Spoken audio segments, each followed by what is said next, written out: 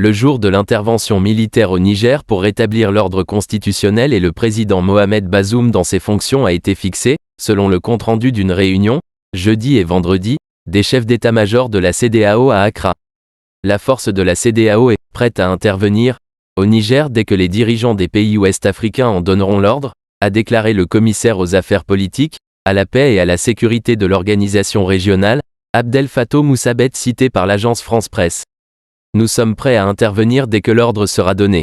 Le jour de l'intervention a aussi été fixé, a déclaré ce responsable à l'issue de la réunion des chefs d'état-major des armées ouest-africaines réunis depuis jeudi à Accra. Selon l'agence de presse, ces derniers ont décidé des modalités d'une possible intervention armée en dernier ressort pour rétablir au pouvoir le président élu Mohamed Bazoum, écarté depuis le 26 juillet par le nouveau régime militaire à Niamey. Mais ils ont réaffirmé que la CEDEAO privilégie toujours la voie du dialogue. L'organisation, indique l'AFP, a ainsi annoncé une possible mission diplomatique samedi au Niger alors que les précédentes délégations de l'organisation régionale n'ont pas réussi jusqu'ici à rencontrer le général Tiani, le nouvel homme fort du pays. Nous sommes prêts à résoudre le problème pacifiquement, mais il faut être deux pour danser le tango, a déclaré M. Moussa. Ce dernier, toujours cité par l'AFP, affirme « Nous n'allons pas être ceux qui frappent à la porte alors qu'ils nous la claquent ». Si les militaires au Niger veulent emprunter la voie pacifique pour rétablir très rapidement l'ordre constitutionnel, nous sommes prêts à renoncer à l'option militaire, car ce n'est pas notre option préférée, mais nous sommes obligés de le faire en raison de l'intransigeance du régime, a-t-il ajouté. Au sujet de la possible intervention, tous les États membres de la CEDEAO présents ici aujourd'hui se sont engagés à fournir les éléments, les équipements et les ressources nécessaires pour mener à bien cette mission, a déclaré le responsable. Nous avons convenu et mis au point ce qui sera nécessaire pour l'intervention.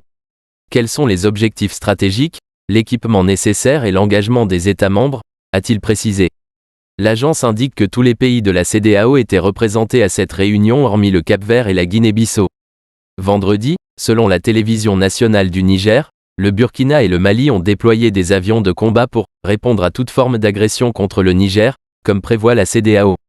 Dans des images diffusées à la télévision nationale nigérienne, on aperçoit des aéronefs chacun frappés des drapeaux des deux pays. Toujours selon la télévision nigérienne, aux côtés de ces vecteurs aériens, des officiers d'état-major de ces trois pays se sont réunis à Niamey.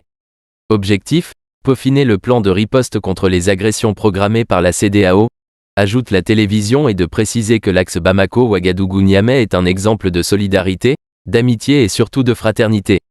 Après le sommet de la CEDEAO du 30 juillet, début août, le Burkina et le Mali, dans un communiqué conjoint, ont refusé d'appliquer les sanctions de la CEDEAO jugées illégales, illégitimes et inhumaines contre le Niger. Les deux pays ont averti l'institution que toute intervention militaire contre le Niger s'assimilerait à une déclaration de guerre contre le Burkina Faso et le Mali.